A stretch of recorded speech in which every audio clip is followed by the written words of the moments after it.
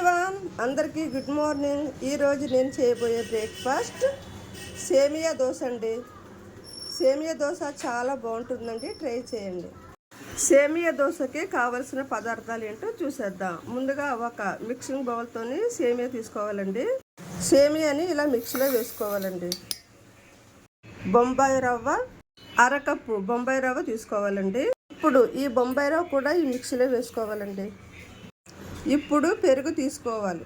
ఒక half cup పెరుగు తీసుకోవాలండి. పెరుగు కూడా ఈ మిక్సీలో వేసుకోవాలి. ఇప్పుడు టేస్ట్ సరిపడా సాల్ట్ వేసుకోవాలండి. ఇప్పుడు ఒక హాఫ్ గ్లాస్ వాటర్ వేసుకోవాలండి. ఒక మిక్సీ గిన్నెలో ఇవన్నీ వేసేసుకున్నాం కదండి. ఇప్పుడు ఇవి మెత్తగా దోశ రుబ్బులాగా మిక్సీ పట్టుకోవాలండి. ఇలా మెత్తగా మిక్సీ పట్టుకోవాలండి. చూసారా, దోశ రుబ్బులాగా అయితే ఇలా మిక్సీ పట్టేసుకోవాలండి. ఇప్పుడు ఆనియన్స్, పచ్చిమిర్చి చిన్న చిన్న ముక్కలుగా కటింగ్ చేసుకోవాలండి. ఆనియన్స్, పచ్చిమిర్చి, కొత్తిమీర ఇలా చిన్న చిన్న ముక్కలుగా కటింగ్ చేసుకొని ఒక బౌల్లో వేసుకోవాలండి. చూసారా, ఇలాగా దోశల రుబ్బులాగా అయితే రుబ్బేసుకోవాలండి. ఇలాగా చూసారా, సేమ్ దోశల రుబ్బు ఎలా ఉంటుందో సేమ్ అలాగే ఉంటుందండి.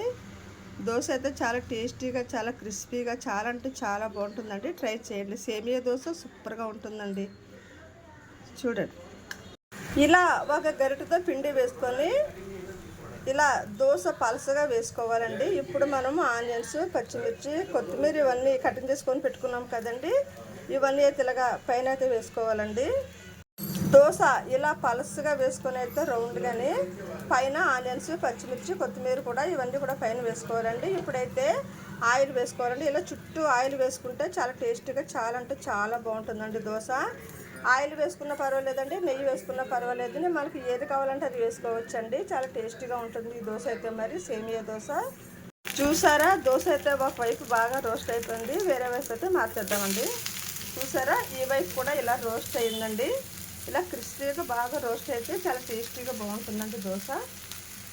చూసారా, దోశ చాలా పర్ఫెక్ట్గా రోస్ట్ అయితే అయ్యిందండి. దోశ అయితే మనకి చాలా పర్ఫెక్ట్గా వచ్చిందండి. ఇప్పుడు ఈ దోశ అయితే ఇలా ఫోల్డింగ్ చేసుకోవాలండి. ఇలా ఫోల్డింగ్ చేసుకొని అయితే ఒక ప్లేట్లో వేసుకోవాలండి. దోశ అయితే చాలా క్రిస్పీగా అయితే మనకి దోశ రెడీ అయ్యిందండి. ఇప్పుడు తీసేదో ప్లేట్లో వేసుకుందామండి. చూసారా ఎంత పర్ఫెక్ట్. మరి ఈరోజు మా ఇంట్లో నేను చేసిన బ్రేక్ఫాస్ట్ సేమియా దోశ రెసిపీ అండి. మరి ఈ దోశ చాలా టేస్టీగా, చాలా క్రిస్పీగా, చాలా అంటే చాలా బాగుంటుందండి. ట్రై చేయండి. సేమియా దోశతో పాటు కాంబినేషన్గా మనకి పల్లి చట్నీ కానివ్వండి, కొబ్బరి చట్నీ కానివ్వండి, టమాటా చట్నీ కానివ్వండి, టమాటా పచ్చడి కానివ్వండి, మనకి కొత్తిమీర పచ్చడి కానివ్వండి, ఏదైనా సరే కాంబినేషన్ అయితే సూపర్గా ఉంటుందండి. మనం ఏదైనా చేసుకోవచ్చండి. ఏదైనా సరే కాంబినేషన్ అయితే చాలా అంటే చాలా బాగుంటుందండి.